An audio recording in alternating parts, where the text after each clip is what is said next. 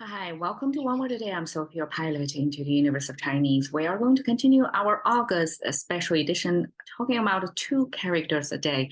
And actually, that one character is running constant throughout August, so I don't have to even spend time explaining it. You can just watch July 10th audio that talks about this. Sheng is basically just made up of the plant symbol on the top, trident shape plant, and then the soil symbol at the bottom. And today we pair it with 鸡, sheng ji. And I translate 鸡 as chance, life's chance. Wow, some deep meaning right there, right? The chances for life, basically. Okay, so 鸡 came out of this wood symbol. And you can see here, right? We have tree slash wood, same symbol. And a made up of the top portion, the canopy of the tree, the bottom portion, the root of the tree. Okay, I had a correction of there because I always thought that's a spacer, but the most ancient text have it visually very clearly. The bottom portion is the root because it's there's a big distance between the top and bottom. So this trunk was longer before, but over time, somebody shift this bottom concave shape, yes, shifting upward to make between the canopy and the root too short. That visually is like a distortion of how a tree structure look like. But we stick to the root. So that's the tree symbol. So when we see a tree symbol in a combination of word creating another character, that means the material of that is made of wood. Okay, then the right side is a little bit complicated. Okay, we have this symbol, which pronounced as a guo, is an ancient weaponry. So weaponry of sword. And then the left side here, a little bit, that's a tiny human figure. I mean, go figure why we have such a tiny human figure next to a giant weapon from the past.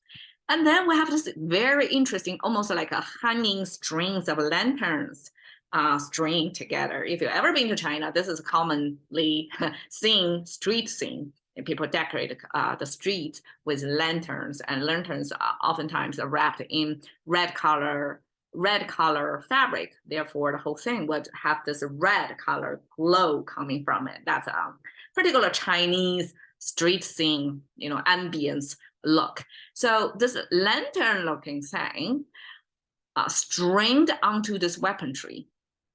According to scholars, the whole thing, the right side actually is mechanism on a bow. So I guess the bow as a weaponry, there were different types of bows. And so this circular 4 circles connected over there is, we can almost visualize it as a pulley system. So having threads kind of cross between circles, right? To extend the power, the force from the original. Like you can pull a trigger. It's a small motion. It's a small motion in your finger, right? Sorry about the things, you can hear it, but it can be amplified through a pulley system. So that's my understanding of this pulley system attached to the weaponry. So that weaponry most likely is kind of a mechanical made of wood, of like a bow. So bow and arrow. So I guess a bow was ancient times long-range weaponry. It's pretty effective. So developing a far and a forceful shooting mechanism was a big engineering task back then. So this described the whole bow or arrow or sling with some mechanical parts to trigger, to either it's fast and it's forceful. So this whole device then paired with wood, that means it's made of wood, means chance, because the chance have this trigger thing related to it. So a small trigger because the weapon itself doesn't shoot, right? So it has to be the human operated. So one human touch it, and then the trigger will have this whole mechanism and just shoot out the arrow, something like that, right? So this trigger pulling then become the chance. I would imagine in war times, if you're in face of a bow, right, you have chances of being shot. It's just like in World War I or World War II movies we saw, Normandy, right? Tons of people rushing from the boat, running toward the enemy front line, and the enemy just shooting like shooting ducks of them. And the chance of them getting shot is really by chance. Like nobody determined that. It's a complete by chance. So just like that, this long range arrow shooting device kind of represent such a blind chance kind of combat situation. Like you can come out of it alive, unhurt at all, or being shot by this this bow and arrow in the past. So that becomes chance. So it's kind of out of your control. You don't know the result before you're entering into the zone of the arrows. Okay, so life chance, 生机.